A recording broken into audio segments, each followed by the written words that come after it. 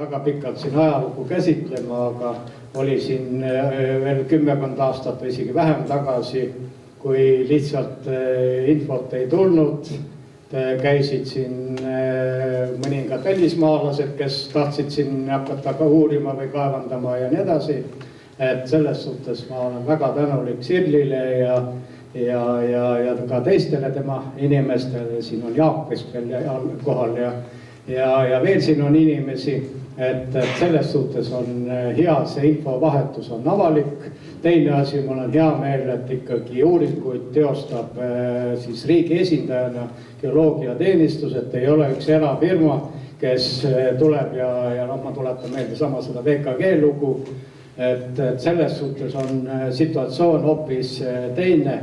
Ja seepärast ma ka eelnevate küsimiste puhul soovisingi, et ikkagi nendesse protsessidesse kaasataks ka kohalikke omavalitsusi, et see ongi, see protsess peab olema avalik. Mis mind tõsiselt murelikuks teeb, on ikkagi see sama natuke puudutatud maapõueseaduse, nüüd see uus korrigeerimine või regulatsiooni muudatused ja see sama kontsessiooni teema, et see küll oli siin juba eelmise maapõueseaduse puhul väga jõuliselt päevakorral, aga see võeti viimasel hetkel Riigikogus maha ja nüüd ta on siis uuesti päevakorral ja ma näen seda ohtu, et me teeme riigiga siin ilusti kõik selle kodutöö ära. Riik muidugi paneb ta siis avalikule oksjonile ja saame siis, nagu jutt oli, siin maksimaalse tulemuse, aga nüüd küsimus on selles, et kui nüüd avalikkus või kogukond tahab oma meelsust avaldada, siis juba see sama kontsessiooni läbinud eraettevõtja ütleb, et ärge minu aia taha enam siia õiendama tulge, see on riigi poolt teostatud, kui on vaja, pannakse politsei ahel ümber ja ongi asjal lahendus. Et see ongi ka meie teema, et me peame oma kogukonda kaasama, et me ise peame olema aktiivsed ja jälgima nende protsesside kulgu. Annan võimaluse riigi esindajale sõna sekka öelda, et kas selline stsenaarium on realistlik või kuidas teie selliseks potentsiaalseks stsenaariumiks valmistute? Aitäh kõigepealt Peebule, et ma valgustas meid, et millised on need kõige suuremad hirmud, aga kui te siin vahepeal tähele panite, siis meil oli ka selline väike maapõueseaduse muudatus, mis just hiljuti vastu võeti ja see puudutas väga selgelt just nimelt natuke seda teemat, mida Peep siin nimetas. Praegu on meil sees selline punkt, et fosforiidi ja metallimaakide geoloogilise uuringute tegemise eesõigus on riigil. See on praeguses seni kehtivas maapõueseaduses praegu fikseeritud. See tähendab seda, et ei ole seda hirmu, et tuleb mingi ettevõte, nagu on juba olnud, ja siis hakkab nagu teostama geoloogilisi uuringuid. Nii et see täiendus siia, aga mis puudutab seda tulevast maapõueseadust, siis esiteks muidugi arutelud alles käivad ja Keskkonnaministeerium on väga hoolikalt juba paika pannud sellise laia grupi, kes seda maapõueseadust siis läbi töötavad, arutavad ja kontsessioonimehhanism, kui ta on seal seaduses sees, siis iseenesest mulle tundub, et see on võimalus, aga mitte reegel. See tähendab seda, et sõltuvalt siis konkreetsest ressursist, sõltuvalt siis konkreetsest situatsioonist, teda võib rakendada, aga teda ei pea rakendama. Täpselt samasugune kriitiline olukord on meil näiteks praegu ehitusmaavaradega ja praegu on läbi käinud ka sellised soovid, et kontsessioon oleks just nimelt nende ehitusmaavarade puhul. Nii et me veel ei tea, tegeletakse alles uue maapõueseaduse väljatöötamiskavatsusega. Aga ma hea meelega tahaksin minna nüüd natukene võib-olla selle teemaga, nende maavarade teemaga laiemaks ja küsida sellise võib-olla väga üldise globaalse taseme küsimuse. Kui me oleme siin praegu kuulnud seda väljendit, et on Euroopa Liidu kriitilised toormed, siis minule just seoses selle fosforiidiga meenub see, kui mina olin esimese kursuse tudeng. Geograafiat õppisin siis, kui ma eksis, oli professor Tõnu Oja, kellel oli selline loeng nagu globaalökoloogia ja kus ta rääkis meile, tollal oli väga popp oli rääkida peak oil'ist, nafta saab kohe otsa. Tema ütles, et teate enne seda, kui tuleb peak oil, tuleb peak fosfor. Ja see on ammu enne seda ja see on väga palju tõsisem asi. Kuna nagu meil siin on juba viidatud, see on selline toidujulgeoleku oht tervele planeedile. Ja tookord oli jutt, et ma nüüd võin väga häguselt mäletada, aga et äkki tookord ta ütles, see oli suurusjärg 50 või 70 aastat, et on fosforiidi varusid. Need, mis on hetkel kasutuses, kauaks neid kestab. Et kas keegi meil laval olijatest oskab praegu öelda, et mis meil see praeguse tänase päevaga see prognoos on? Et olen mitmel korral kõnelenud ja ka kirjutanud ühel teemal ja parafraseerinud Mark Twaini, kuuldused maakondade lõppemisest on liialdatud. Et see läheb võib-olla natuke liiga palju detaili, aga tuleb ikkagi vahet teha geoloogiliselt arvele võetud varude ja maakoores leiduval näiteks fosforiid. Tõsi, ja need on tegelikult tõsised probleemid. Aga kui vaadata fosforiiti ja fosforiidi teadaolevaid geoloogilisi varusid, mis on arvele võetud maavarana, mis on kaevandatud, mis on vastavalt uuritud, sest tähtis on ka see, et me võime teada, meil kuskil on siin mingi maavara. Ja seal on sees üks puurauk, seal me leidsime 10 meetrit oli sellise kvaliteedi, siis see ei ole veel maavarana arvele võetud ressurss. Nii et kui mõelda selle peale, et mis on geoloogiliselt uuritud, arvele võetud ressurss, fosforiidiressurss, siis jah, selle varud ei ole sadadeks aastateks, vaid see ajajoon sõltumine hinnangutest jääb sinna esimeste 10 kuni siis tõesti selle 50 aasta juurde. Aga täpselt nii nagu on seda nõudlus, kuidas tehakse geoloogilisi uuringuid, siis see tegelikult ajas muutub suurus. Küsimus tegelikult, ma natuke laiendan seda, nagu see küsimus oli, laiendan. Küsimus selle fosforiidi toorme, miks pärast näiteks selle samal joonis, Margus Rahan näitas, et fosforiit on üks Euroopa Liidu kriitilistest toormetest koos elementse fosfori.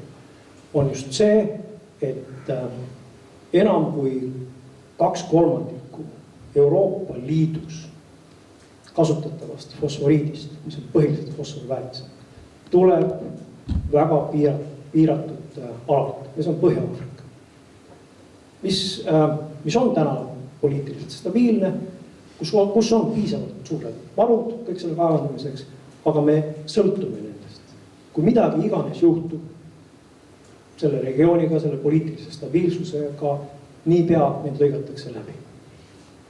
Et võib tuua teisi näiteid, näiteks kaaliumväetised ja kõik sellised asjad, mis on meil seotud nüüd praegu käimasolevate sõdadega.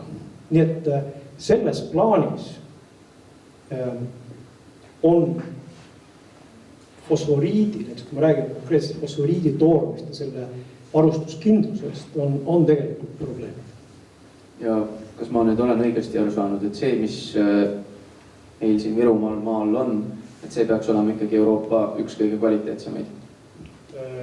Jah, et seda ka öeldi täna mitu korda välja, et kui me võtame ja räägime võimalikest kahjulikest komponentidest, biotoksilistest komponentidest, räägime ka uraanist, siis on Eesti fosforiit üks kvaliteetsemaid settelisi fosforiite.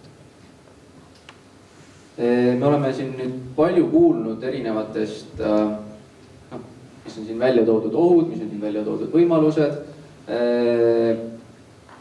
Me räägime, et meil on vaja uuringuid selleks, et ühel hetkel teha poliitiline otsus. Et see on nüüd jällegi küsimus sinna paneeli otsa, et kas on ka olemas teada mingisugune, kuidas ühel hetkel see otsus peaks siis langetuma? Et praegu me räägime sellest, kõik see on kuskil kaugel tulevikus, langetatakse otsus. Kus tasemel, kas on teada mingid selged punased jooned praeguseks või kas on teada, kuidas need üldse võiksid ühel hetkel välja joonduda? Kindlasti tuleb märkida seda, et ühe ressursi kasutusele võtmine on väga-väga ajamahukas protsess.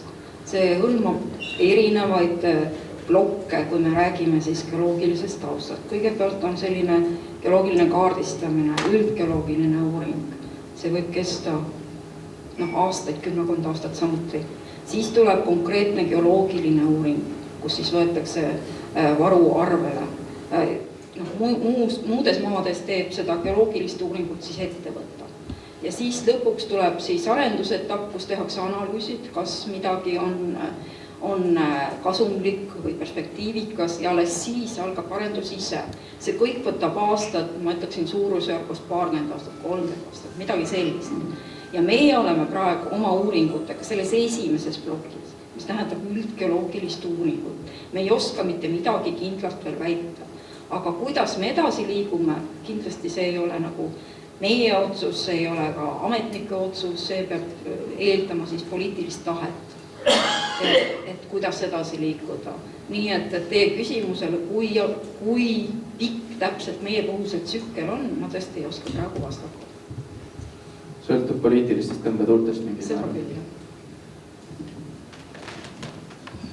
Natukene hästi kiiresti kommenteerima, ei taha hakata siin soleerima, aga nii palju ma küll ütlen, et ma olin seotud ka siin siis 36 aasta taguste sündmustega ja tean, kuidas siis inimesed reageerisid ja mõni aasta tagasi, kui Katrin Lust tegi Alvar Soesooga siin paar toredat saadet, kuidas inimesed reageerisid ja kui Alvar ütles, et näed, kõik te saate miljonärideks, siis inimesed ju suhtuvad hoopis teistmoodi. Ei ütle, et nüüd meie inimesed kõik miljonäriks tahavad saada, aga inimesed, kes elavad siit Virumaalt kaugemal, siis nemad võtavadki seda tõe pähe. Nii et siin ongi vaja siis nagu asju väga konkreetselt eristada, et millest me räägime ja kuidas me räägime.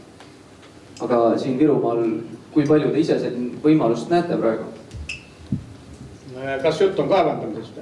No räägime kaevandamisest. No kindlasti meie inimesed ei taha, meil on siin kurbi kogemusi, kus inimesed on ilma kaevuveeta olnud ja ka küll siis oli veel Sõmeru vald, me vedasime inimestele siin mitu aastat vett ja inimesed teavad, mida see kõik tähendab, kui sul kodus dušš ei tööta, pesumasinat kasutada ei saa ja nii edasi, 2 korda nädalas tuuakse sul ainult vett seal, nii et need on kõik läbi käidud asjad siin.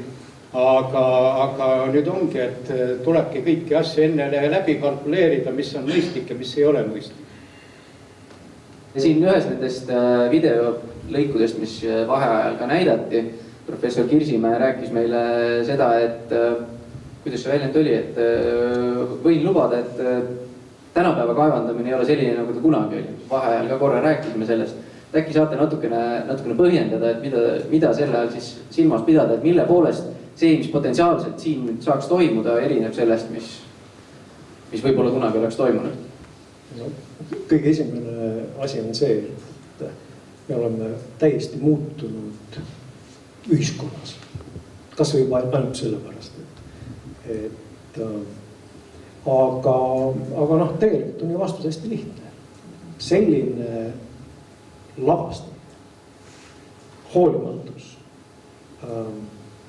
selle maapõue suhtes, küsimus ei ole mitte selles keskkonnas, vaid ka selles maapõues eneses, see raiskamine, see, mismoodi lavastatakse ära keskkond, kuidas ei hoolita inimestest, lihtsalt lükatakse traktori kõrval. See ei ole tänapäevases ühiskonnas enam võimalik. See, mis me siin pikalt keerutame, et siin täna juba toodi ju näiteid kaitsepolügooni harjutusväljakute rajamist, et need tekitavad väga suure resonantsi ühiskonnas, ka kõige väiksemad sellised sammud. Iga selline suuremastaapne arendus, millega haaratakse suuri maalasid, mille mõju ulatub kõvasti kaugemale, kui isegi on, ma ei tea, Nuusipalus kahuri paugulas. Need peavad olema väga selgelt kaalutletud. Need ohud, need riskid, seda, et et me ütleme, ei, kõik on väga hästi. Mitte midagi ei juhtu, mitte üks rohu lible ei kuiva, mitte ükski kaev ei jää kuivaks. See on vale. Muidugi. Ja täna juttu Põhjaveest. Kui te ikka natuke vaatasite neid depressioonilehtreid, jällegi oleneb millises kihis, siis need on suurem. Ja seda tuleb teadvustada inimestele. See on see hind, mis me maksame selle. Tuleb ka inimestele teadvustada, mida me saame teha selle mõju ärahoidmiseks. Või tegelikult ei ole õige sõna ärahoidmiseks, mida me saame teha selle mõju minimiseerimiseks, leevendamiseks. Ja võib kõlada banaalselt, aga ka lihtsalt ja labaselt selle nii-öelda heast tähenduses kinni maksmiseks. Et on olemas asju, mida ei saa kinni maksta. Väga nõustun nende inimestega, kes ütlevad, et emotsioone ei saa kinni maksta. Ei saagi.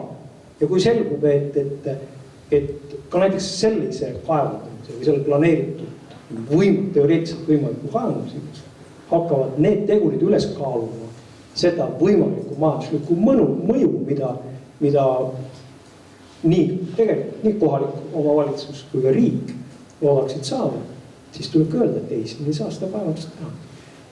Ja veel kord, mitte kaevandust, vaid tööstust. Sest seal kaevandamine, rongi peale vedamine, panemine ja siis vedamine kuskile välja on see kõige viimane asi, mida teha tohib. Tegelikult tahtsingi küsida siin võib-olla paneelist, kes ise tunneb, et on kõige parem inimene seda teemat kommenteerima, aga et me oleme siin kuulnud fosforväetised, aga äkki saakski natukene loetleda, et mis need tegelikult, mis need reaalsed tooted, mis kujul nad on, kas nad on, mis see siis on, mida me lõpuks ühel hetkel ikkagi kuskile kaubiku või kuskile vaguni peale peaksime tõstma. Et see on, tundub mulle natukene nagu metsateema, kus on puitu on hädasti vaja väärindada enne seda, kui temaga midagi teha. Ma selle teema juurde tulen kohe, aga ma nii palju tahaks küll Kalle jutu peale siin oma arvamust või palvet edastada, et kui me siin eelnevates sõnavõttudes rääkisime Toolse maardla puhul ainult tavakaevandamisest, karjääriviisilisest ja siis Rakvere maardla puhul räägime almakaevandamisest, siis mina ei ole aru saanud, et miks me ei võiks siis kalkuleerida ja teha neid analüüse ka Toolse maardla puhul almakaevandamisest. Jah, ma tean, see on juba Vene ajast oli see arvamus, et kuni 30 meetrit ikkagi on karjääriviisiline. Ma olin ise laps, kui jooksin seal Aidumaade peal, mis täna on ainult seal üks paras kuumaastik ja nii edasi. Et selles suhtes ma usun ka see kant oleks seal hoopis teise väljanägemisega, kui siis ütleme täna see Aiduala on seal.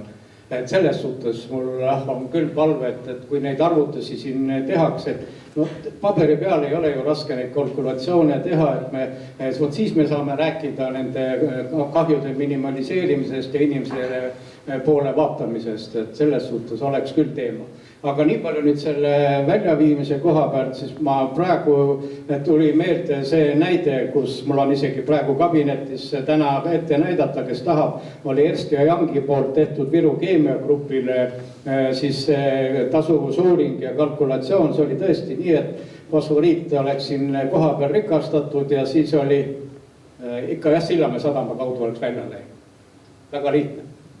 Kaia Tõnsuvalu ütles väga hästi ja ma ei ole jõudnud selle peale väga palju mõelda, aga see on kihvt asi. Et üldiselt on ikkagi fosforväetised. Toodame fosforhappe ja fosforhappest me synteesime siis väetisi, erinevaid väetisi. Ja kas kompleksväetisi, kui me räägime lämmastetehnoloogiast või siis topelt superfoiat ja veel mis iganes fosfaadid, et seal on palju paremad inimesed. Aga kaltsium, vesinik, fosfaat. See on väga kihvt idee. Palju kõrgema lisandväärtusega. Aga ühesõnaga siin saab minna selle väärindamisega palju kõrgtehnoloogiliselt. Loomulikult.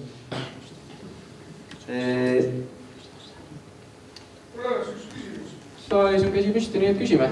Kui me kaevandame siin, aga kuhu me siis selle tehasele, mis vajab see tehas selle jaoks, et seda kõike väärindada? Palju põhjad, palju mida? Kus see kõik tuleb? Mina käisin värskelt just Soomes, kus on praegu Euroopa ainus fosforiidikaevandus ja minule tuli üllatusena see, et tehas oli seal varem, kui oli kaevandus. Ja täpselt samasugused skeemid olid seal ka meile presenteeritud, et tegelikult on kaks võimalust, kas siis tehase plaanid on juba varem paika pandud ja siis hakatakse alles organiseerima seda ressursi kasutamist. Või teine võimalus on see, et tehas tõesti paikneb suhteliselt kaugel sellest kaevandamise kohast, aga on organiseeritud väga hea logistikaühendused, seal räägiti toruühendustest. Ja see on küsimus, millele ei ole täna veel keegi veel vastust otsinudki. Ja see on see küsimus, millega tegelikult geoloogiateenistusse üks osa järgnevast jätku-uuringust, mis on tegema hakkavad, ongi just tehnoloogilised küsimused. Ja see on sama tähtis küsimus, kui kaevanduse tegemise küsimus. Väga hea küsimus. Aitäh! Kui tuleb välja, et see probleem tõesti on ületamatu ja see graptoliit ja ütleme seal peal veel ka see graptoliit-argilliidikiht, et seda ei ole võimalik väärindada niimoodi, et see oleks majanduslikult otstarbekas. Kas see võib olla sellisel juhul otsustav takistus? Jah, kahtlemata võib, et me täna ju läheme edasi samm-sammult, ehk siis me vaatame kõiki neid positiivseid asjaolusid ja samal ajal ka kõiki takistavat. Ehk siis, et tegelikult maavara uuring kui selline on väga kompleksne etapiviisiline asi. Eesti seaduse probleem on tegelikult see, et meie täna sellisest nõukogude traditsioonist lähtuvalt endiselt oma varusid tegelikult kirjeldame nüüd geoloogiliste uuringute põhjal. Ja nüüd uute fosforiidi uuringutega tegelikult võtame üle seda maailma praktikat, kus siis selleks, et tegelikult me saaksime rääkida ühest kaevandatavast varust. Me käime läbi etapid geoloogiline uuring, sellised tegelikult sotsiaalne komponent on ilma sotsiaalse komponentide maailmas tegelikult kaevandatavat varu ei teki. Ehk siis, et sul võib olla geoloogiline ressurss, aga ta arvel, et tegelikult varuna läheb alles sellel hetkel, kui tehnoloogia on selge ja on selge ka see, et kogukondaga on läbi räägitud ja see ressurss reaalselt on kaevandatav. Ja tänased uued uuringud tegelikult võtavad seda skeemi üle, kuigi meie Eesti seadus tegelikult seda veel ei toeta. Ja ma arvan, et see on hästi oluline ja see on ka oluline, miks see kontsessioon võiks tegelikult anda meile parem lahenduse. Ehk siis kontsessiooni kirjutamisega maapõue seadusse tegelikult reguleeritakse ära mõned uued asjad. Ehk siis ka see, et kuidas tegelikult kogukond saab tagasi kogu selle protsessi jooksul. Ehk siis millel hetkel võiks tulla see tehnoloogiline lahendus. Ja et kõikidele inimestel oleks tegelikult selge, et mis hetkel ja kuidas nemad saavad protsessi sekkuda.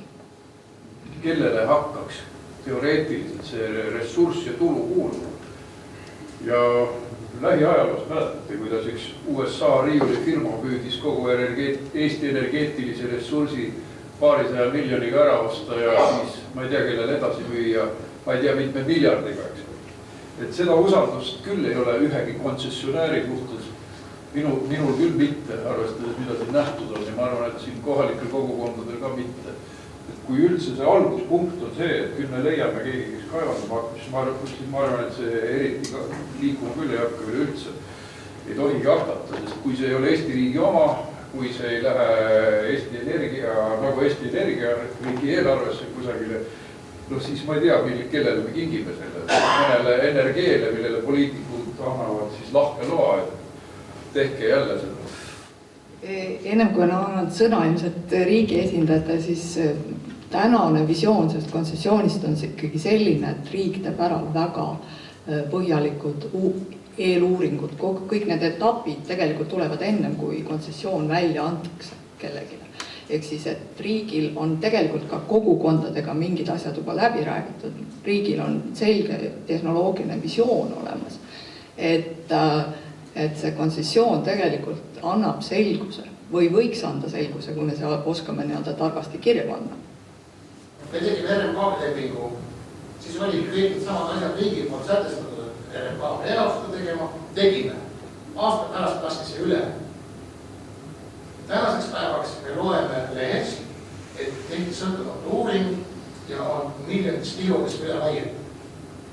Et ühelt poolt me just nagu usaldame inimestena või rahvana oma loodud süsteemi ja ühel hetkel ta nagu ei toimigi. Et te ütlete, et just nagu arvestatud on, samas kesklistuv inimene, kes ütleb, et palun arvestage meiega ka. Et siin on midagi siuksed natuke kõikumist. Need kontsessiooni tingimused on meil veel nagu selles järgus, kus me alles kujundame neid välja ja tegelikult on võimalikud ka sellised variandid, kus on tingimusena näiteks riigi osalus või saavad osaleda riigiettevõtted või riigiasutused, nii et kõik see on alles väljakujundamise staadiumis, sellepärast et ennem kindlasti seda seadusesse sisse ei kirjutata, kui meil täpselt kõik protsess ja need komisjonide moodustamised, kes hindama hakkab, kes sinna kuuluma hakkab, kõik detailselt on läbi arutatud. Et niimoodi, et pannakse kohe mingi kontsessiooni võimalus kirja ja tegelikult me ei tea, mis seal taga, seda kindlasti ei tule. Kui kaua sellega siis tegelikult realistlikult aega minna võib? Et kus maal me just selle konkreetselt kontsessiooni küsimuses praegusel hetkel oleme? Kui praegu on selline tahe partneritel, et kontsessiooni märksõna tuleb kindlasti maapõueseadusesse sisse, siis Keskkonnaministeerium on just praegu alustanud maapõueseaduse väljatöötamise kavatsusega ja kui ma ei eksi, siis tahetakse, et uus maapõueseadus võetakse vastu 2 aasta pärast. Keskkonnaministeeriumi esindajad on siin saalis, nad võivad täiendada, aga minu meelest oli umbes nii. Aitäh, ma küll ei räägi rohkem nüüd kontsessiooni teemal, aga kuna jutt on maapõueseadusest ja selle siis ümber tegemisest, siis ma ikkagi väga paluksin nii ministeeriumi esindajaid kui teisi kaasamõtlejaid, et väga pärssiv ja meie elu ülioluliselt mõjutav on maapõueseadus paragrahv 14 lõige 1, mis ütleb, et kohalik omavalitsus või maaomanik peab tagama siis selle ressursi säilimise ja teine punkt ütleb, et sellele juurdepääsu. Ja nüüd ongi küsimus, et meie valla territooriumit katab, nagu ma alguses sissejuhatuses ütlesin, 85% riigi huvitavaid maavarasid siin ja siis küsingi, et kuidas me saame olla teiste omavalitsustega võrdses konkurentsis, alates juba põhiseaduse mõistes, kui 85% on meil nende piirangutega seotud, me peame käima neid kooskõlastusi kogu aeg küsimas, kõige naljakam, see on küll juba aastate tagune lugu, kui keset sõmerut, kui pärast ära sõidate, vaadake Puiestee 16, tahtis oma parklat laiendada seal 8 meetrit ja Keskkonnaministeeriumi tähtsad ametnikud pool aastat mõtlesid, kas see on ikka võimalik või ei ole, sest all on põlevkivi. See on lihtsalt elementaarne näide, et saage ka meist aru, et me saame aru, et me igale poole ei pääse selle maavarale ligi ja ühtepidi ma muretsen selle sama teema planeeringu kohta pärast, mida ma Margus Rehalt küsisin, aga küsimus ongi selles, et kas me selle teema planeeringuga võiks ka siis ära jagada, ära otsustada, et kus meil on reaalselt siis need huvid, mitte ainult sellepärast, et meil see põlevkivi või fosforiit siin maapõues paikneb, aga me teame, et me seda ei hakka kaevandama. Kõige lihtsam näide näiteks põlevkivi paikneb ju kuni Tapani välja, see tähendab seda, et põlevkivi maardla ulatub ju sinna. Jah, ta ei ole arvele võetud ja kui me siin räägime, et põlevkivi jätkub veel mitmesajaks aastaks, sest näete, seal Tapa maardlas on veel 2,6 miljardit tonni seal, et selles suhtes ongi, et teeme siis need poliitilised või kogukondlikud otsused ära, et need on meil arvel, need me teame, aga laseme ka siis elada, et me ei piira kõiki asju. Jah, tõesti, kui me siin siis Ene oli vist ja Timo Tatter, kui me istusime siin Vallamaal ja juttu oli, et kas või sama tuulikuidki nende maardlate peale panna, siis tõesti see muudatus sinna maapõueseadusesse nüüd tuleb see erisus, aga see ongi nüüd sellised näited, kus tulekski siis kokku leppida, et ärme ole nendest seadustest nii kiivalt kinni, mida me ise oleme loonud ja siis omale teadlikult takistusi tekitada. ehk siis sellises riiklikus tegutsemises võiks sellist kohaliku tasandi sisendit rohkem. Kohalikku kaasata, aga ka riigi tasandit mõeldagi siis ka, ütleme, riigimehelikult, et ärme ainult tugine siis kehtivatele seadustele, sest ka ma ütlen veel kord, et ka koha peal peab kuidagi elu edasi minema, et me võib-olla rohkem muretseme jah, seal Tallinna ja Harjumaa ümber toimuvast, aga Eesti on ka väljaspool seda ala, et tulebki need siis mõistusega asju lahendada. No, arvestades, et kui tark uuringuid meil siin on tehtud, siis vähemasti näib, et selles suunas tegutsetakse. Ja kui korra veel on, siis ma ühe teema veel turgats praegu pähe, et sama teema on, et kui me neid arengukavasid ja asju teeme, see peaks olema ju siis ütleme valitsuste ülene. Ma olen ise 2 arengukavas või 3 olnud, kas või põlevkivi arengukavades siin ja nüüd, kui ma siin jälle kuulen, et üks minister ütleb, et me ei saa VKG-le enne mingit vastust anda, kui koalitsioonileping on moodustatud ja koalitsioon on moodustatud ja nii edasi. Aga me ei tea, võib-olla see valitsus püsib ainult seal aasta või 2 ja mis siis vaene ettevõtja peab tegema, et kas ta siis jälle 2 aasta pärast kutsub inimesed jälle tagasi ja hakkab siis jälle seda oma tööstust uuesti üles ehitama, et selleks ikkagi neid arengukavasid ja strateegiaid paika pannakse, et oleks pikk vaade, mitte ühest koalitsioonilepingust järgmisegi. Palju on juttu, et me teeme niimoodi, uurime seda, viime sinna, alles siis, kui meil kõik on selge, siis me hakkame kontsessiooni tegema ja nii edasi. No tooks lihtsa näite, et me müüme tüki metsa näiteks ja teeme kontsessiooni, aga käbides teete vaiku ja puudest teete tooli algu näiteks. No selleks peab ettevõtja siis ehitama tehas ja kõik nii edasi, eks ole. Et just kui nagu istume ja praegu mõtleme, me anname kõik tingimused ette, mida me tahame teha või mida me ei saa teha. Ütleme, riik otsustab, riik hindab. Tegelikult, kui ettevõtja võib-olla selle asja juurde tuleb ja vastavalt nagu äri ka läheb, kord on üks asi kallim, kord teine, võib-olla ei olegi mõtet teha kaltsium vesinikfosfaati. Kui ma siin praegu kuulsin, et seal sees on 39–45% B2O5 üürkasulikku komponenti ja sellest saab 80% kätte, see teeb 32% B2O5, siis juba rikastatud fosforiit 30% või 28%, peaaegu sama. Miks me peame hakkama soolappega mängima üldse, et ettevõtja on see, kes teeb äriplaani, mis ta sellega teeb, eks ole. Ja ma näen siin ohtu praegu kogu aeg seda, et me ei saa fosforiit võib-olla võtta sellepärast, kui ei võta haruldisi muldmetalle välja. Meie peame võtma kõik fosforiidi välja, sest muidu raiskame, eks ole, näiteks varu ja hästi karmid tingimused, mille mängitakse ja justkui nagu kontsessiooni võib selline asja sisse minna. Kuidas te kommenteerite, kui palju on vabadust ettevõtjal oma äriplaani teha, mis ta selle maavaraga teeb, kui ta kontsessiooni saab või see, mis tingimused talle nüüd täpselt ette antakse? Mina olen õigem inimene vastanud sellest, ma ei ole sellist kontsessioonidest ei vasta tõele. Päris tuttav sellega, mis oli kontsessioonipoliitika mujal maailmas töötab. Tunnistan, ma ei ole kuigi hästi kursis sellega, mis on Eesti riigis plaanis. Mul muidugi sügeleb keel vastamaks sellele ümberpööratud loogikale, et me tuleme tagasi selle rikastuses fosforiidi juurde, ainult et tead, seal on teistsuguses vormis, mis ei ole totaalselt omastatav. Aga see kaltsium diivesinikfosfaat on omastatav. Väga suur vahe, väga suur hinnavahe. Aga toosutaks. Seda eksperimenti, et me jahvatame fosforiidi, ehk siis raisati Eesti fosforiidi varu, tehti Maardus. Ma ei tea, 1900 X aastast peale. Ärme korda seda üle. Nii palju on õppinud. Aga, ma arvan, see on Eesti olukord. See, mis sa kirjeldasid praegu, on tegelikult see olukord, mis valitseb Eestis ja tegelikult otsapidi, ma ei taha väga filosoofiliseks minna, aga vastab ka Emeli nagu sellisele karjale. On see, et me ei ole riigina veel nagu valmis. Selles mõttes, et ja tõesti võib väga paljudele meist, ma väga loodan, et see ei ole nii, et riik üritab riik.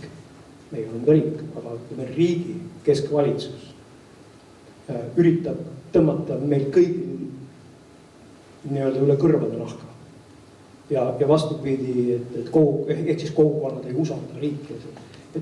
ma arvan, et see olukord, see, et me plaanitakse minna kontsessiooni teed, kus kohas kirjutatakse ette need asjad ja minnakse kontsessiooni nii-öelda välja kuulutatud hetkeks juba väga-väga kaugele, mis tegelikult üldse on riigi asi.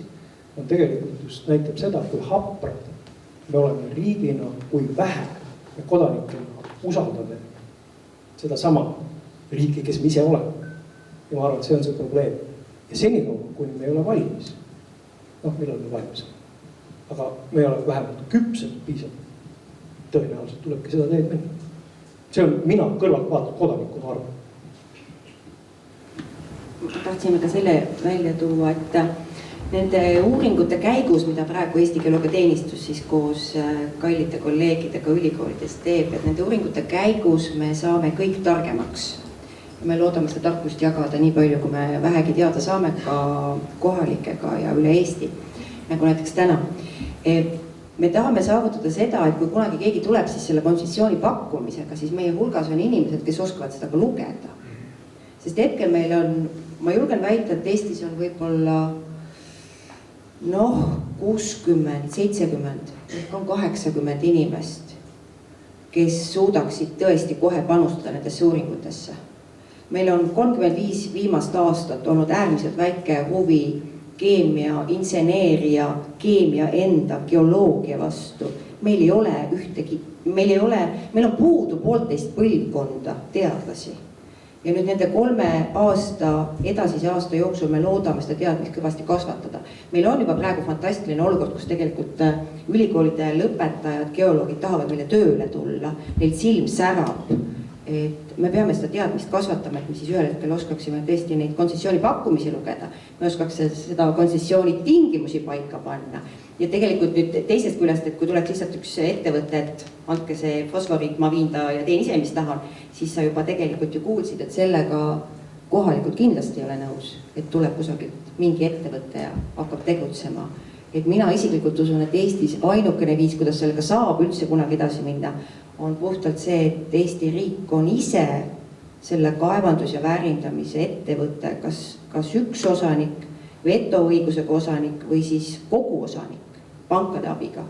Nii-öelda nagu Eesti Energia, aga võib-olla siis Eesti Fosforiit ja seekord siis Eesti Fosforiit F-tähega, vanasti oli Eestiks ju F-tähega. Kas me räägime eraettevõttest või siis riigist, et kui me vaataksime sellist usalduslikku suhet võib-olla, mis on Skandinaavia maades, siis me võiksimegi tõesti öelda, et ettevõte võiks sellesse protsessi siseneda palju-palju varem, sellepärast et mängureeglid on paigas, kõik teavad, mida üksteiselt mingil hetkel oodata ja mis juhtub, kui need asjad ei juhtu nii, nagu on kokku lepitud.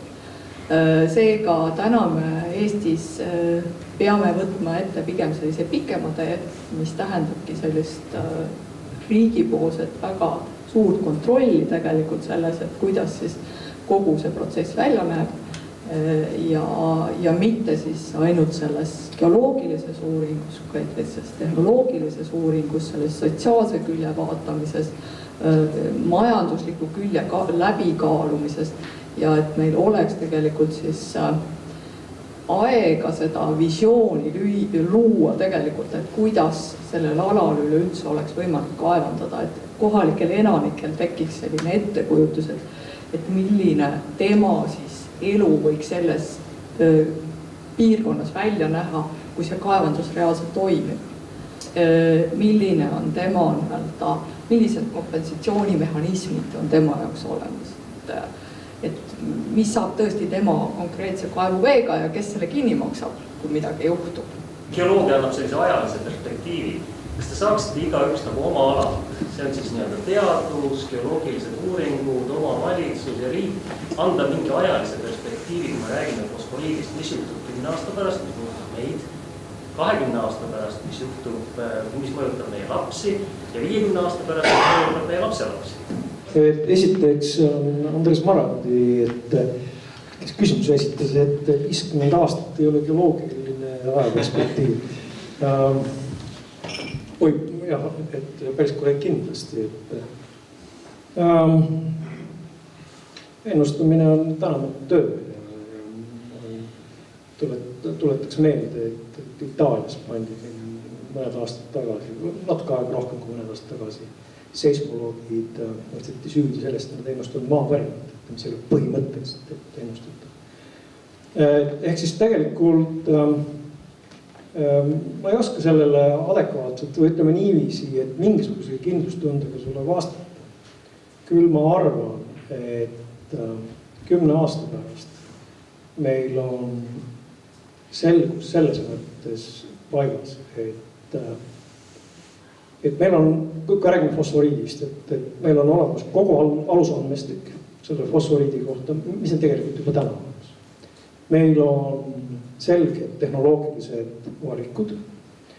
Ma arvan, et sinu enda osakond on teinud väga head tööd ja suudab mitte küll iga ruutmeetri kohta, aga piisava täpsusega öelda, mis juhtub siis, kui põhjaveega, juhtub põhjaveest. Ja meil on ka nagu selles plaanis nagu selge see, et mis on nii-öelda majanduslik, see on lähema 10 aasta perspektiiv, mis on selle ressursi kasutusele võttu majanduslik nii-öelda perspektiiv, ütleme niiviisi. Ei, 10 aasta pärast ei ole siin kaevust. Ma ei näe seda. Ma ei näe seda võimalust, et 10 aastat on väga lühikene aeg. Et see asi nii kaugele üldse jõuaks isegi siis, kui nii-öelda kõik arvutused ütleksid, jah, see kõlbaks. 20 aastat on selline hetk, kus kohas me oleme 20 aasta pärast, oleme siis kuskil praktiliselt keskel sajandi keskel väljas.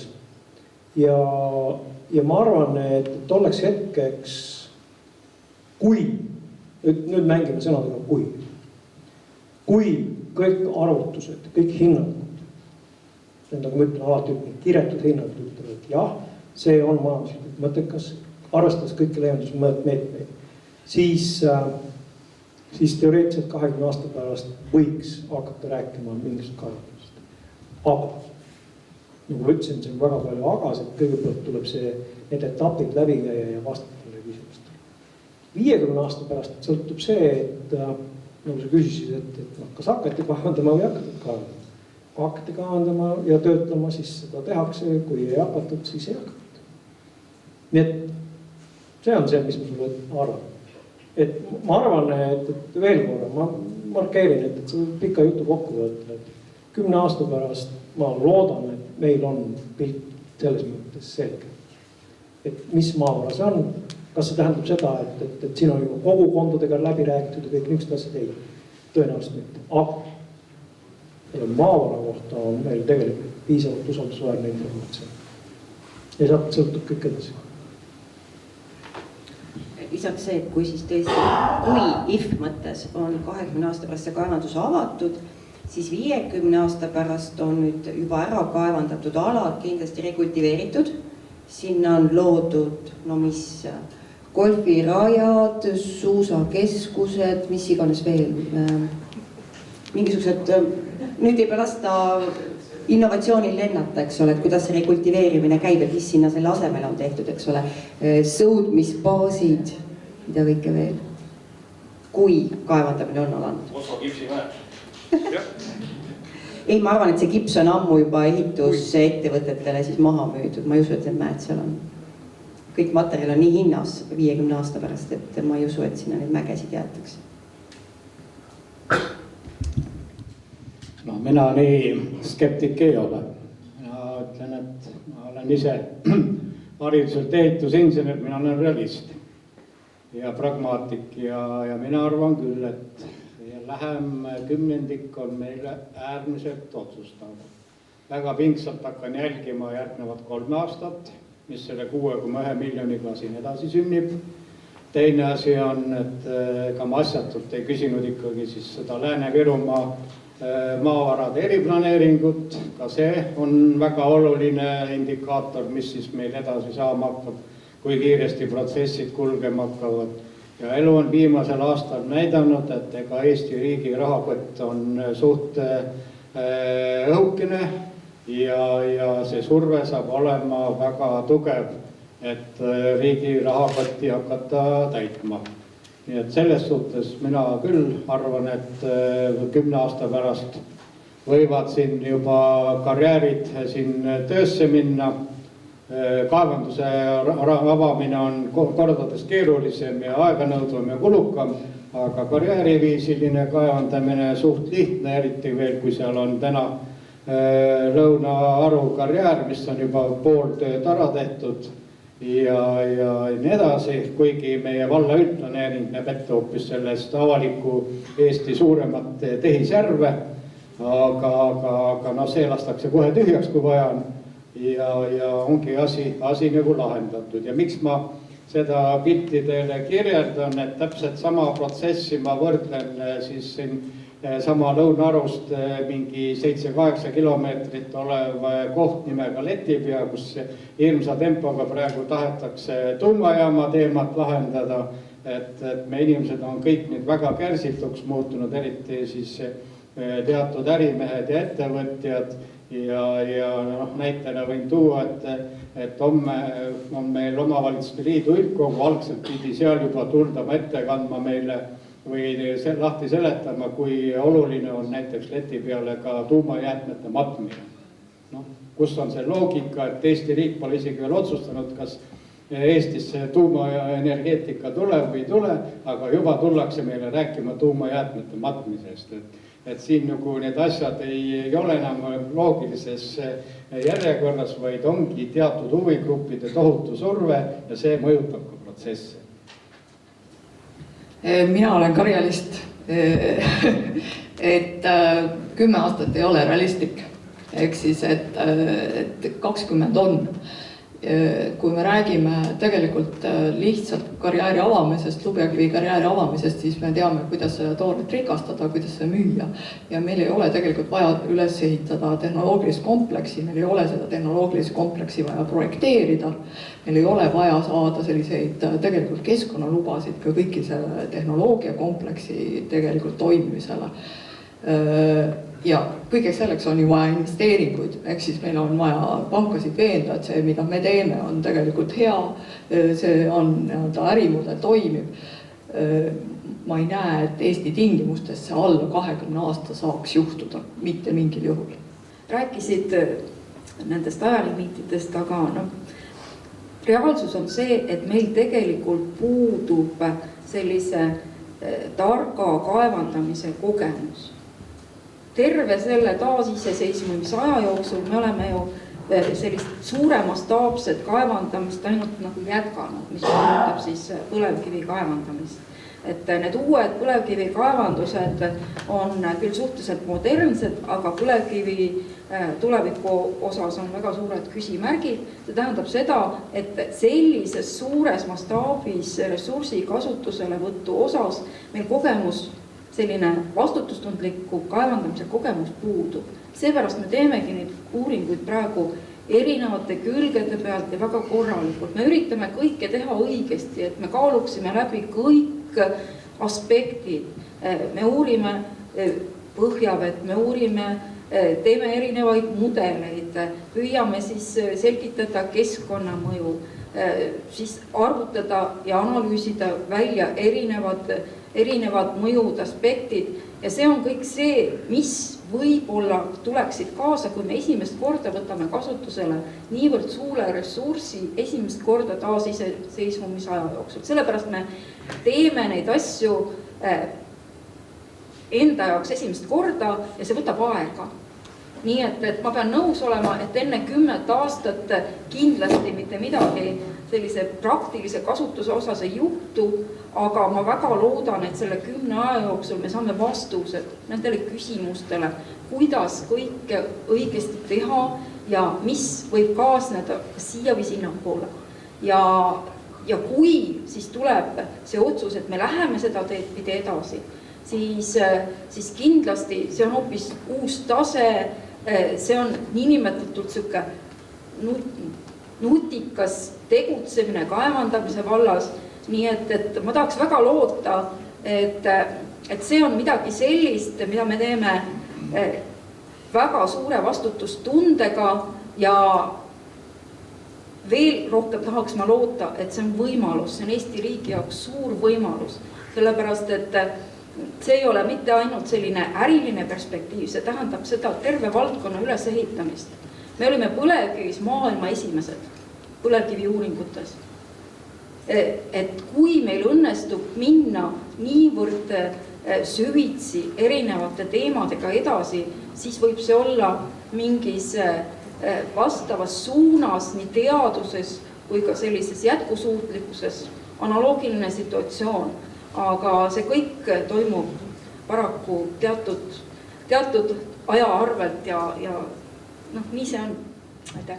Üks märkus lihtsalt juurde, et mitte keegi siin planeedi peal ei hakka lustist ja lõbust või õelusest lihtsalt kaevandamist avama ja tehase investeeringuid tegema, et need investeeringud on väga tugevad ja suured, et kindlasti peab see ka majanduslikult ära tasuma, et me peame leidma väga innovatiivsed ja väga head tehnoloogiad, et see asi tõesti maksimaalselt ära tasuks, sest 50 aasta pärast ja 20 aasta pärast on igasugune materjal väga hinnas ja midagi jätta kusagile hunnikutesse või müüa maha odavama teise kauba sees kindlasti ei lenda.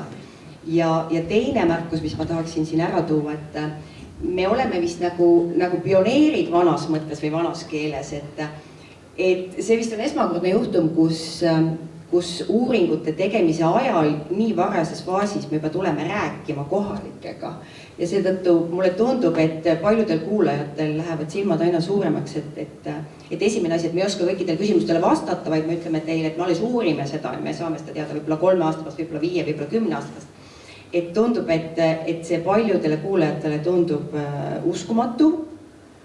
Et jah, me vist oleme esimesed, aga palun ärge sõnumi toojaid ehk siis uurijaid veel maha lööge. Et me tahame lihtsalt teada saada. Et teadmine on meie meelest parem kui mitte teadmine.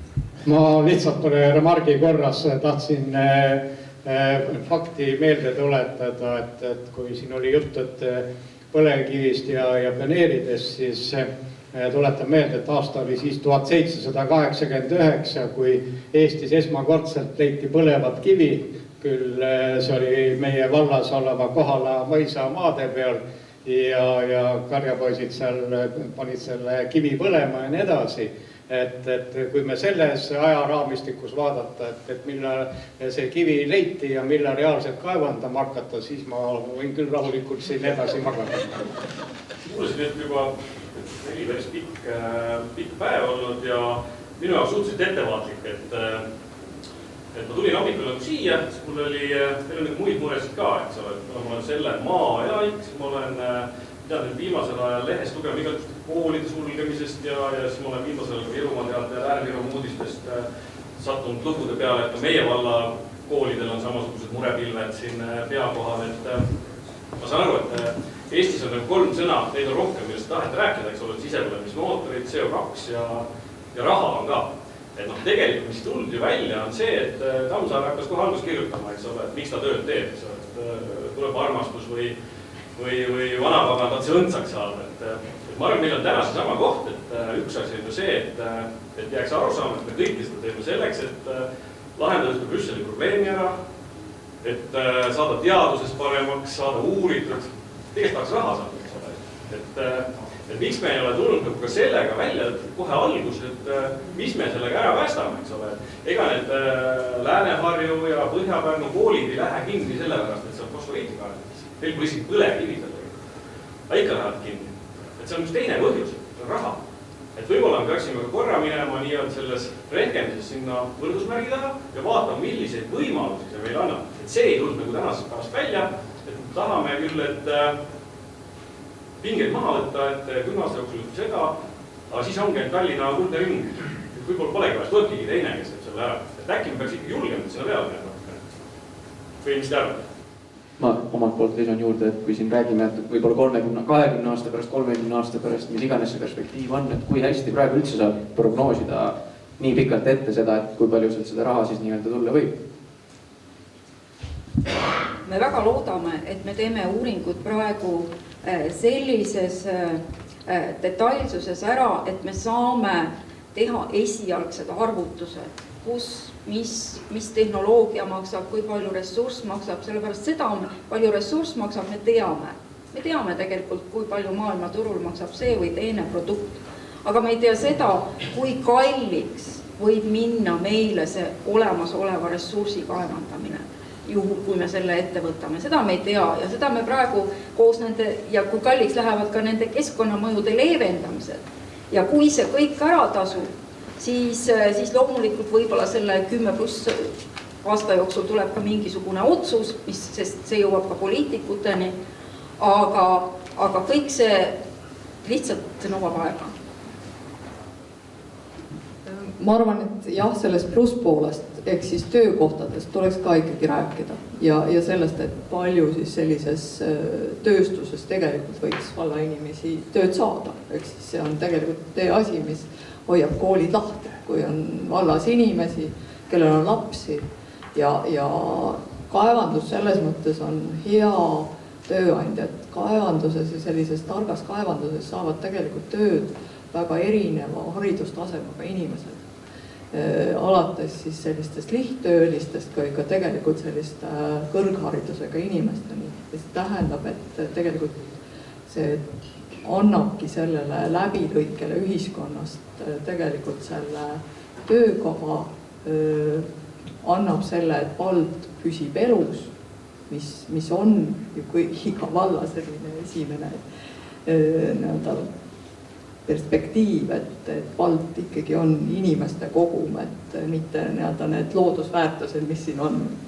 Ma arvan, et ma tean vastust sellele küsimusele, ma igaks juhuks ikkagi küsin, et kas on mingit esialgsetki arusaama või aimdust, et kui suur see töövõive siis olla võib? Või kui paljudele inimestele see tööd võiks tuua? Ma võin natuke seda teemat lahti võtta, et siin istub meil ka Kunda Nordic'i inimesed. Riho küll ütles, et tema on täiesti Sõmeru kohalik elanik siin ja kogukonna esindaja, aga tegelikult ta oskab täpselt öelda, mitu töökohta meil näiteks Ubja põlevkivi karjääris on ja kui palju see meile tööhõivet annab. Ja ma tean, et siin on ka räägitud, et kindlasti tuleb siin hakata fosforiiti kaevandama, sest Ida-Virumaal jääb seal nii mitu tuhat kaevurit ilma tööta. Et kas selleks peabki siis Lääne-Virumaa ohvriks tooma, et Ida-Virumaal on see õiglase ülemineku fond, et neid siis tööta või vabaks jäävaid kaevurid muu ala peale koolitada, vaid silmad kinni, need peavad Lääne-Virumaal kaevandama hakkama. Nii et selles suhtes mina nagu väga suurt siis seda tööhõive teemat nagu ei näe. Ja teine, mis on ka aegade jooksul muutnud, ma ei hakka jälle ajalukku pöörduma, aga need sama kaevanduse õiguse tasud ja proportsioonid COVID ja riigi vahel on siin kogu aeg ikka selle suure Peetri kasuks läinud, mitte väikse Peetri kasuks. Nii et need ei ole peibutused, mille peale me siin väga kõrvu liigutama hakkame ja siis kaasa hakkame aplodeerima. Ja kui me siin räägime nüüd juba pikast perspektiivist, turuhindadest, paljudest sellistest asjadest, siis ma siin varasemaid ettekandeid vaadates kohe mitu korda mõtlesin, et kui meil on praegused prognoosid, kui palju kas või need konkreetsed maadled perspektiivsed alad, millest me täna rääkisime, et kui palju nende kasutusse maksma võiks minna või mida sealt võiks saada. Et mul arvestades seda, kui palju me tegelikult juba viimase 10 aasta jooksul oleme näinud igasuguste majanduse sisendhindade kõikumist.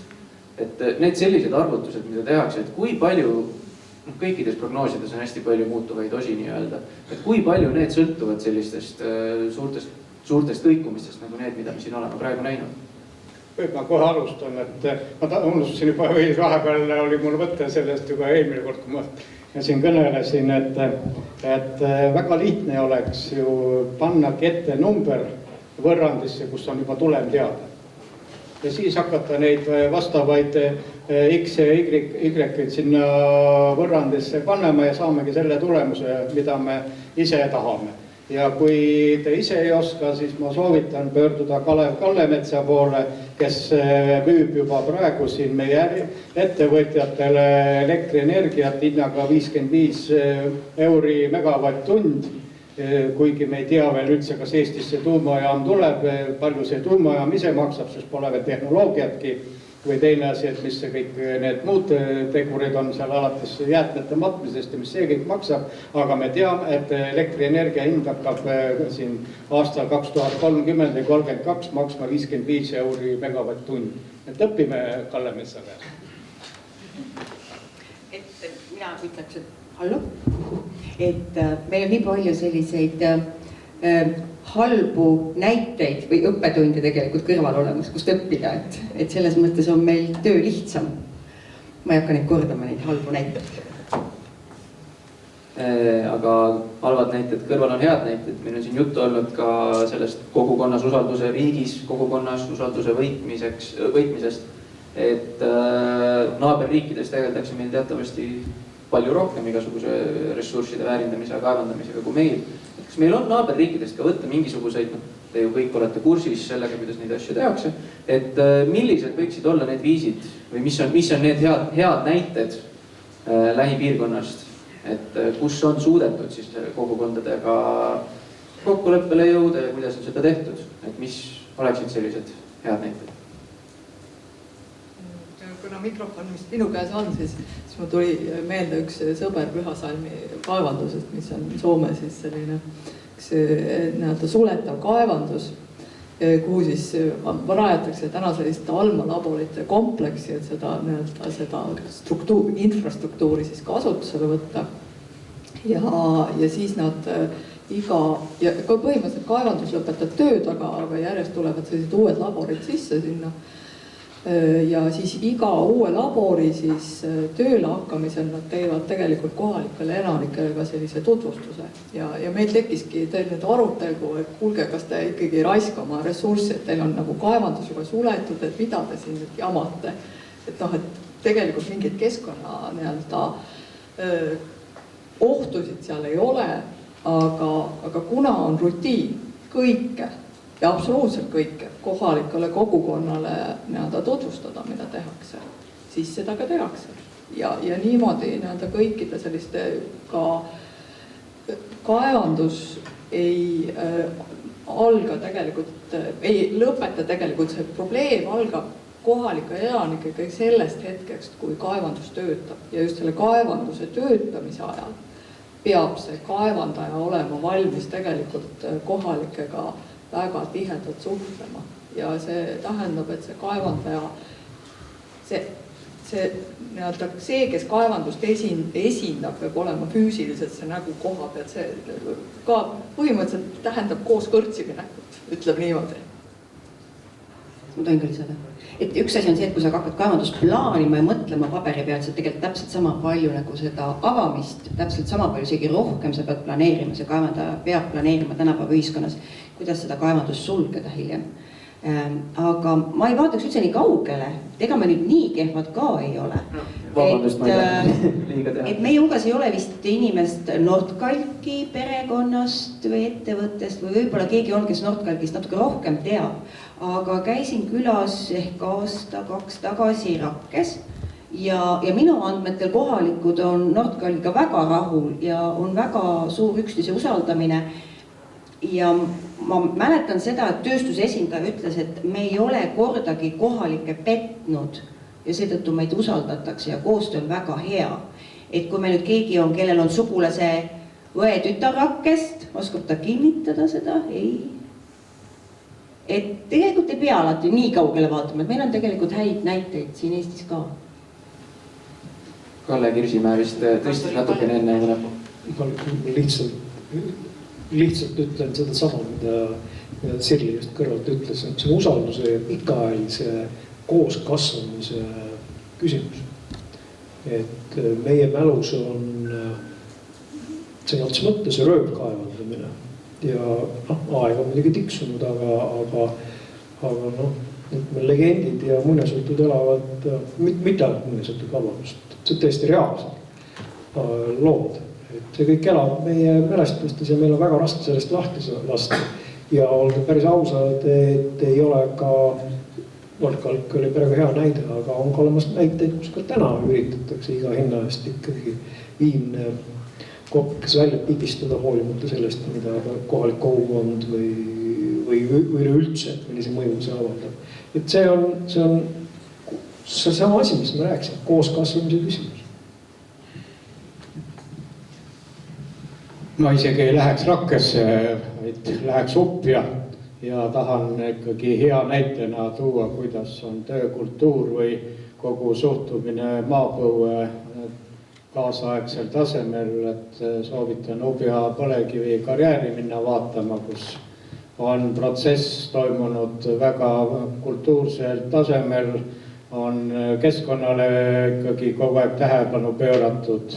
Seesama rekultiveerimine, mida siin Sirli nimetab, seal käib see pidev protsess, istutatakse seal puid peale ja kaasatakse kogukonda, nii et see on ka väga hea positiivne kogemus meie enda vallas, nii et ma olen nõus selle Nopkalgi näitega, aga sama võime ka Upjas selle näite tuua. Ja me oleme selle protsessiga siis suhteliselt alguses, et nagu siit ka jutuks oli, et me põhimõtteliselt töötamegi siis uut väljatöötamiskavatsust maapõue puhul siis välja 4 teemal, et millest 3 oleme avanud ka töörühmad, et need on juba tänaseks moodustunud, aga selles suhtes kõigele sellele saab paralleelselt kaasa elada ka siis seda informatsiooni tarbides just nimelt meie kodulehelt. Ja kindlasti me teeme ka neid täiendavaid kaasamiskoosolekut, jagame seda informatsiooni, kuidas meil on näinud, siis ka selliste avalike koosolekute käigus, nagu täna siin on. Ja ma arvan, et kui see ei tule aasta keskpaigas, et siis võib-olla aasta lõpus me oleme juba targemad selles suhtes, et kuhu me ka kontsessiooni teemaga välja jõuame. Aga tõesti, tänaseks on toimunud ainult üks töörühma koosolek, et seal on siis kõik grupid esindatud, ütleme niimoodi. Ja praeguseks on asi siis väga algusjärgus, et midagi selles suhtes kindlamalt öelda ei saa, aga me jõuame sinna, et selles suhtes ei saa ka teile kohalikele mingit head lootust anda, et kuhu me minna kavatseme, kas see fosforiidi kaevandamine tuleb, kas tuleb ka tootmine, aga eks me saame siis samamoodi selle väljatöötamisprotsessi käigus teada ja selle info kindlasti ka siis anname. Aga aitäh. Üks küsimus ka siis veel. Öelge igaüks, kes laval on, kas te näete isegi sellist võimalust, et kui kogukond või küla on vastu, siis seda ei tule? Kas te näete sellist võimalust üldse? Et sellele loomulikult tahaks vastata jah, nii ongi. Kui kogukond ütleb ei, siis on see usab ei. Aga, ja siin on üks aga. Selle aga koht on see, et ja ma apelleerin demokraatia põhimõttele kui sellisele. Aga kas kõik, me peame nagu, pigem ma sõnastan niiviisi, et ideaalis on vastus jah, ja nii ongi. Aga küsimus on selles, et meil on arvamuste mitmekesisus. Ja nüüd on küsimus ja see spekter 0-100. Et kus kohas me seal oleme, kui miljonist inimesest, 1,3 miljonist, üks inimene ütleb ei, talle see ei meeldi, see pole tähtis. Kas on see puurkaev, fosforiidikaevandus, lubekivikaevandus, võetakse üks puu metsast maha. Kas see on piisavalt kaalutletud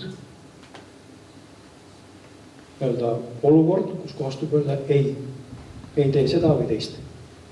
Loomulikult on see kaunikese demagoogiline fiktsioon, aga küsimus ongi selles ka, et me peame endale nendes olukordades aru andma, millised on need meie valikud.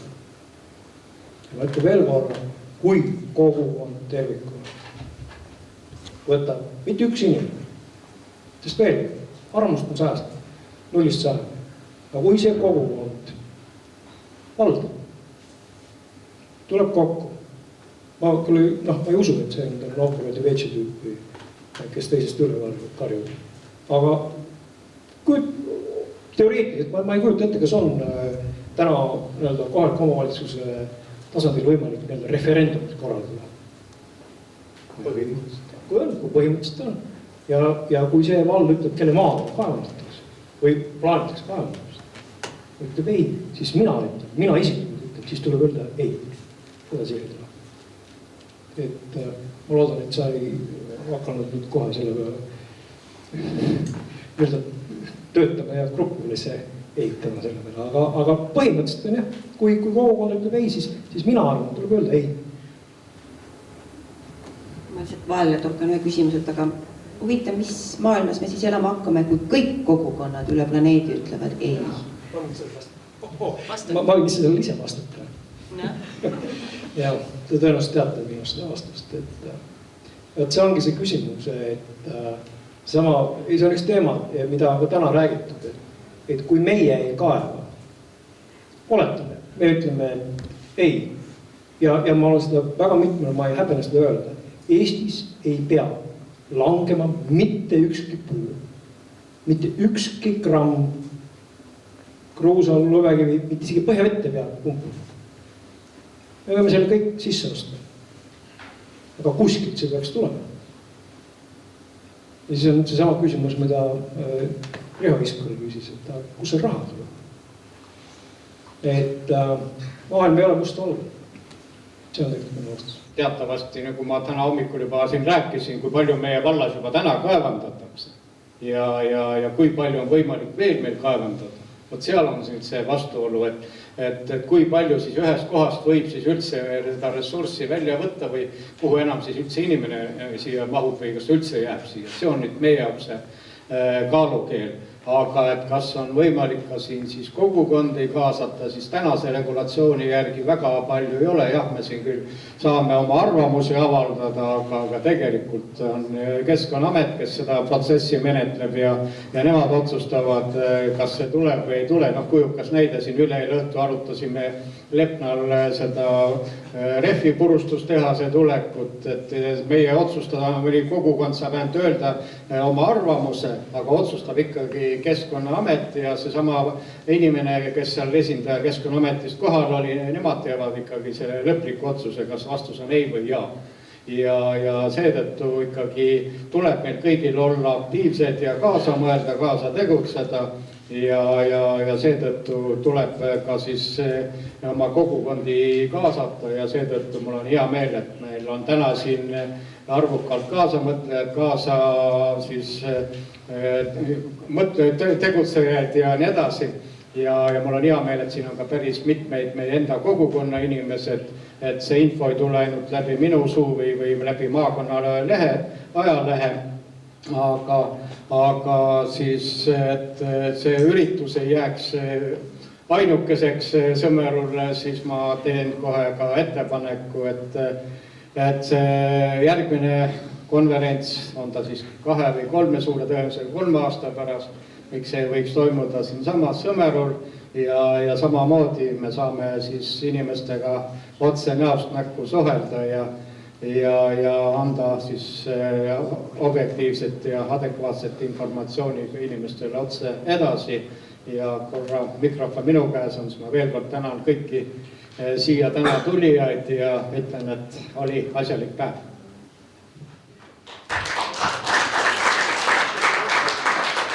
Anname viimastele esinejatele ka lõppsõnad olid sisuliselt juba ära, aga ongi kellaaeg on täis. Jaa, kellaaeg on ka näete täis, aga ma ikkagi nüüd paar sõna veel ütlen, et põhimõtteliselt kogukondadel, ma arvan, et Eesti kogukond uue kaevanduse vastu on põhimõtteliselt vastu oma olemuses juba igal pool, kus uus kaevandus avatakse ja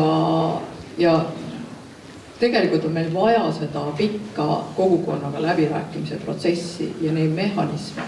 Ja oluline on, et me peame Eesti riigis hakkama vaatama eraldi keskkonnaküsimusi ja sotsiaalküsimusi, et täna meie sellise läbirääkimisprotsessis on väga tähtsustatud see keskkonnasõna, aga sotsiaalne külg ei ole täna selgelt tegelikult esile toodud.